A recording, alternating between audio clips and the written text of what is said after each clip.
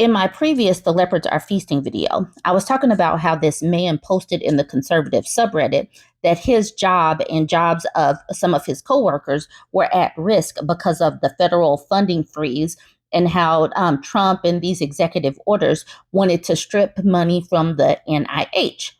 Because of that comment, people started talking about how Alabama would be impacted and how Texas would be impacted as well. Keep in mind that these are red states. And many times these people, they believe that their funding is important, whereas other people's funding, that's wasteful spending. So I want to talk about Alabama first. NIH cuts threaten UAB, Birmingham, and beyond. Keep in mind that the university is is the biggest employer in Alabama. So this opinion piece was posted on AL.com. It says, it just got real in Alabama. The National Institutes of Health on Friday night announced huge cuts to biomedical research grants, a move that would deeply impact the University of Alabama at Birmingham, a huge Alabama employer, not to mention Birmingham and its suburbs, and healthcare across the state, not to mention human lives. The University of Alabama at Birmingham has received more than $1 billion in NIH funding in recent years and relied heavily on those and other federal grants for its rise to prominence. In bragging about setting a $774.5 million federal funding record in 2022, more than $400 million of it from NIH, UAB issued a press release boasting that it remained in the top 1% of all NIH funding institutions, public or private. Furthermore, it said all 6 of UAB's health-related schools are in the top 15 public universities in NIH funding in fiscal year 2022. These cuts, if they stand, will be devastating. The cuts target indirect grant costs, which provide funds above the amount of the grant for things like administration, equipment, and other items needed to make the project work. NIH announced Friday night that it would limit that indirect amount to 15% of the grant. It is unclear exactly what UAB's indirect rate has been. I've been told everything from 30 to 56%, and honestly, do not know, but it appears to be much higher than 15%. A UAB spokesman did not immediately respond to questions, but several professors and doctors privately were close to panic Friday night and this morning, wondering if they should pack their bags. Steve Ammons, president of Birmingham Business Alliance, said he was unsure of the specifics, but certainly any reduction in funding would be a hit to UAB since they were in the top 30 for 2024 for NIH funding. Certainly, we need to watch and make sure we advocate for the state's largest employer. Birmingham Mayor Randall Woodfin also said he was trying to assess the impact. He said the cuts would first hurt UAB's ability to save lives now and in the future and potentially stifle technological growth that not only makes us healthier, but sustains the economy. People need to be reminded that UAB is not just the largest employer in the city, it's the largest employer in the state, he said. So as it relates to our state's GDP, as it relates to our economic growth, as it relates to our future around genomics, personal medicine, and where healthcare is going, NIH research dollars play a massive, significant role. And without a doubt, without knowing numbers yet, I can tell you this early, just receiving the information, those in the UAB family have a right to be concerned. It's hard to talk about ifs in the world we live in, the moment we now find ourselves. Daily edicts are made and undone, and daily panic becomes anesthetizing over time because the sky can only fall so many times. But if these cuts stick, millions upon millions will be lost in an institution that employs 28,000 people and enrolls 23,000 students, that provides jobs and healthcare and fuel to the regional economy that otherwise relies disproportionately on the service industry, restaurants and breweries and bars. And it's not just UAB. According to the United for Health, NIH grants in Alabama in 2023 alone supported 4,769 jobs for an economic impact of $909 million and went to institutions from Mobile to Huntsville and in between. They impact almost 13,000 jobs and more than 1,200 businesses, including Hudson Alpha. This part is a lie. It says, Woodfin said it's not about who you voted for or what you look like. It is absolutely about who you voted for, because had you voted for Kamala Harris, these grants would not be these federal funds would not be getting slashed like the way the Trump administration is slashing through funds.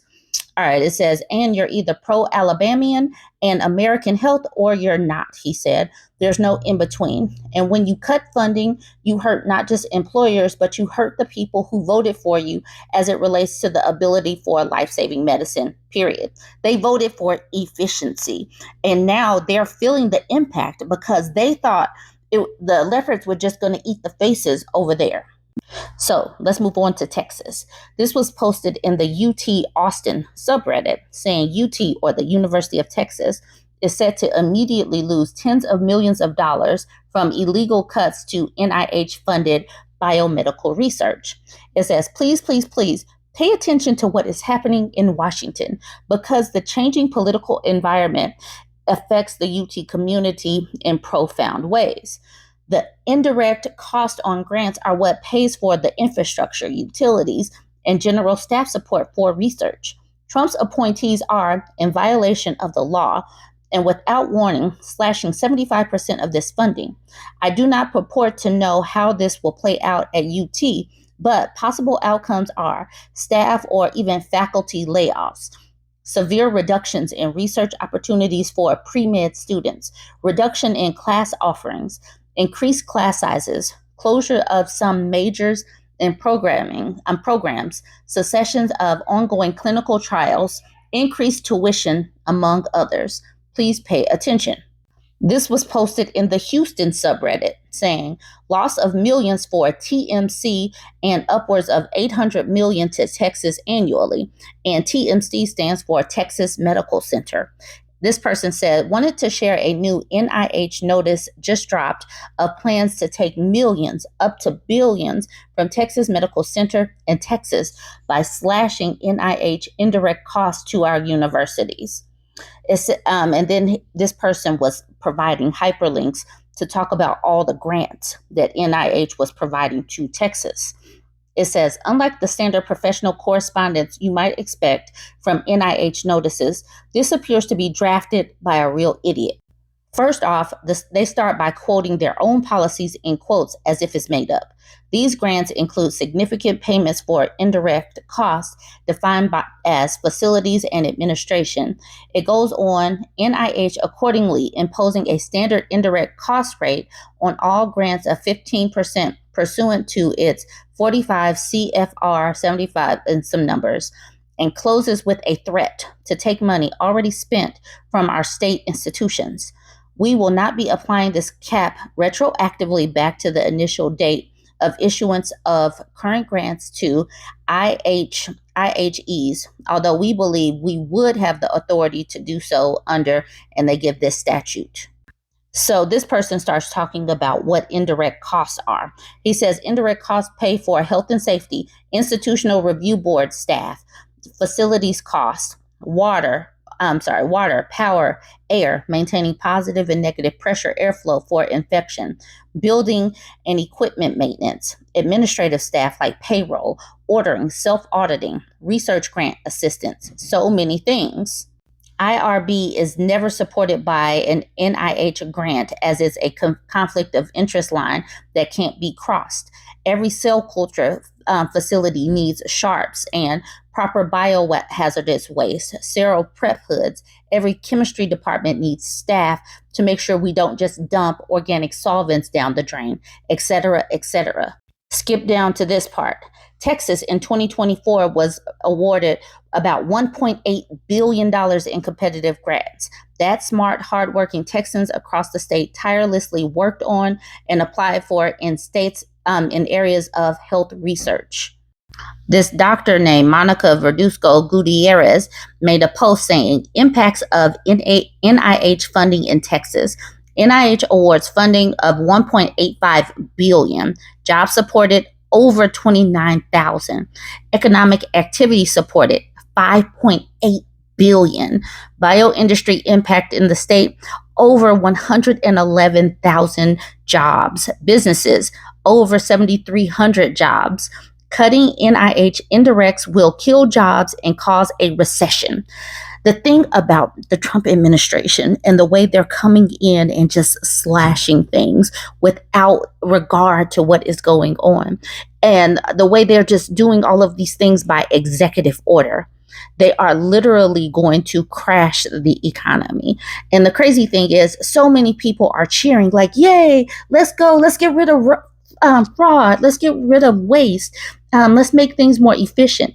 Efficiency means that lots of people are not going to have jobs. What is going to happen when all of these people don't have jobs and businesses close? They are trying to plunge this country into a depression. They are trying to make everybody just panic. I just wanted to show y'all this. Let me know what you think. Join the conversation, like, comment, and share. Go ahead and follow too if you're not following me.